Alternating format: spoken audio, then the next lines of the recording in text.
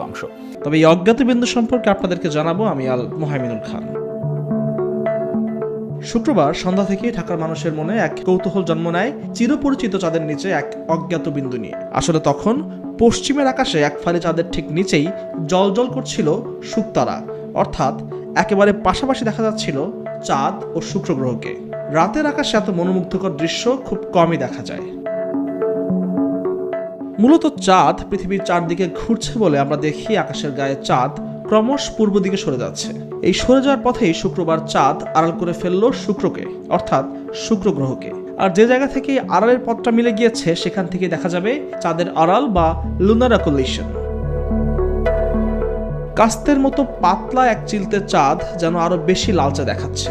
মাত্র 6% আলোকিত চাঁদের ঠিক সামান্য নিচেই রূপালী সোনালী রঙের শুক্র গ্রহ দেখা যাচ্ছে। দুই মহাজাগতিক বস্তু এদিন মাত্র 6.5 ডিগ্রি ব্যবধানে রয়েছিল। এদিনের পরেই অবশ্য এই অবস্থান কিছুটা পরিবর্তিত হয়ে যাবে। চাঁদ সামান্য প্রশস্ত হয়ে প্রায় 12% দেখা যাবে। অন্যদিকে শুক্র গ্রহের আরো উপরে বা সামান্য বাঁ দিকে সরে যাবে। ফলে এতটা কাছাকাছি দেখার সুযোগ আর হয়তো হবে না। চাঁদ পৃথিবী থেকে 2,33,400 মাইল দূরে অবস্থিত। অন্যদিকে শুক্র গ্রহ প্রায় 115 মিলিয়ন মাইল দূরে অবস্থিত, যা কিনা 492 গুণ বেশি।